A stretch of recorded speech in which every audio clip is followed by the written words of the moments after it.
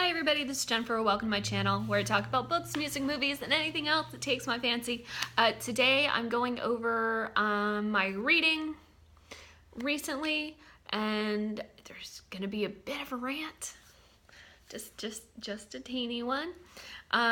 So recently I just finished Martin Eden by Jack London.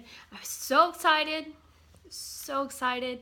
And I raced through it in like 3 days because the writing was beautiful. The story was really good. And I wanted to see if Martin Eden made it.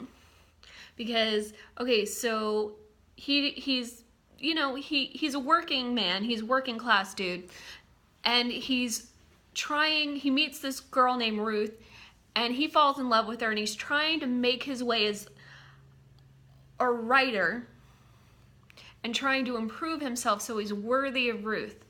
Well, I'm not going to get into how stuff happens. Let's just say,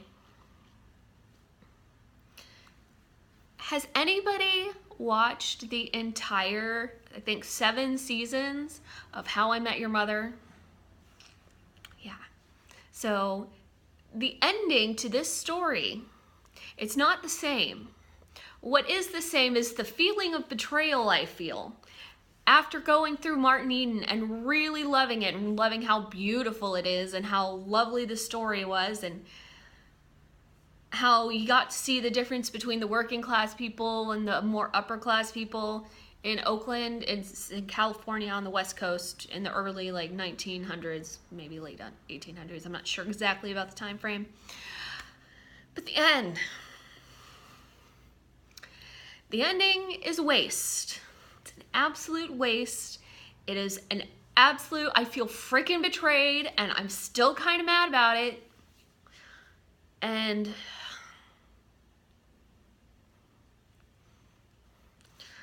yeah, it's a waste of a really beautiful novel. And it was written, the ending was written well, but it's like, seriously. Jack London wasn't dead, I'd be sending him a seriously mean tweet right now. Alright, so we'll move past that. But dang it, come on. That was not how that book should have ended. It was not. Alright, so let's see, what else have I just finished? I just finished Homo Deus by Yuval Noah Harari. That got 3 stars. It was okay. It wasn't as good as Sapiens, in my opinion. It still got 3 stars. I guess Sapiens is more of a 3.5 because they're both like 3.5. I know everybody loves them, but I didn't like them quite as much. But I still liked it pretty good. So, yeah. I've had a kind of a disappointing reading month. Kind of. Just a little. Alright, so what am I currently reading? Well, what I'm currently reading on audiobook, I am listening to The Langoliers. It's that novella from 4 Past Midnight by Stephen King. It's the standalone audio version, and it's being narrated by Willem Dafoe. So that's really good, and I really like that story, and I really like the miniseries. And I think from now on, if I ever get the need to hear the story again, I'm going to just watch the miniseries because I don't like being in these people's brains. You know, when it comes to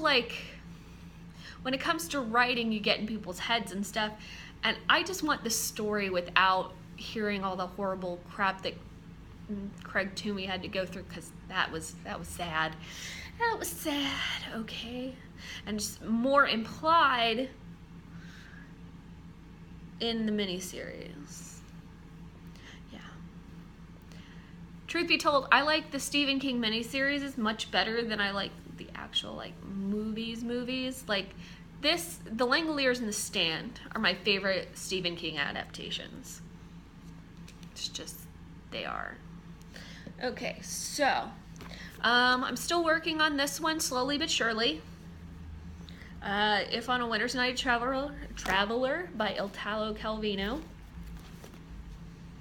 And I just started and about 10% in. It seems like it's going to be a fairly short book. Days Without End by Sebastian Barry. It's longlisted for the Man Booker Prize, and I'm not going to go into the Man Booker Prize because I'm kind of over hearing about it, but yeah, I've got that, and then I have Lincoln and the Bardo on audiobooks, so I'm going to get to that probably next week. Okay, so I'm on vacation, and I'm going away to a beach tomorrow, so I'm going to continue listening to the Langoliers. I've also got a couple of paperbacks I want to show you that I'm taking with me. This is my #1 paperback. It's called Steppin' on a Rainbow by Kinky Friedman. I'm going to read you the back of this because it sounds wonderful.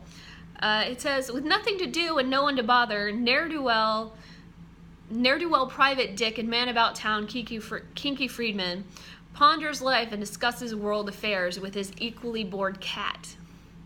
His reverie is short-lived, however, when he gets the news that stalwart village irregular Mike McGovern has disappeared while visiting Hawaii. Knowing McGovern's penchant for inebriated side trips, Kinky isn't too concerned until a few days turns into several weeks. Worried about their pal, Kinky and his motley crew of comrades head to Hawaii to look into McGovern's disappearance and find themselves caught in a big kahuna of a mystery chock full of ancient myths, sacrificial cults, totems, taboos, native drinking practices, and if they're lucky, the occasional lei. And that's that's spelled L-E-I, like the necklace thing. So, yeah. That is going to be a really awesome beach. Well, it's going to be a really fun beach read, and I'm looking forward to it. I also have Heartburn by Nora Ephron. And Rachel is a cookbook writer, and she's married to Mark, who is a newspaper columnist. And she's very pregnant with her second child when she finds out that her husband has been having it on with another woman and he's in love with her. And yeah. So, I've said before, I really like this movie that's got Jack Nicholson and Meryl Streep in it. So I'm hoping I will like the book. And it's another short one. Only like 224 pages. And it looks like it has recipes in it. So, let's see, there's a recipe index in the back. I don't know. It's got almonds toasted, beans, lima with pears, bread pudding, chaiselens, cheesecake, 4-minute eggs, hash, key lime pie. Yeah, apparently there are recipes. So, we'll see what I think of this one. So, yeah, that is my reading stuff that I've got going on. If you guys are reading anything, or if you're going on vacation and stuff and you want to make comments in the comments box, please do so. At the end of the month, I'll let you know how I ended up liking these two. Yeah. So, everybody, have a good day. Thank you for stopping by. Bye.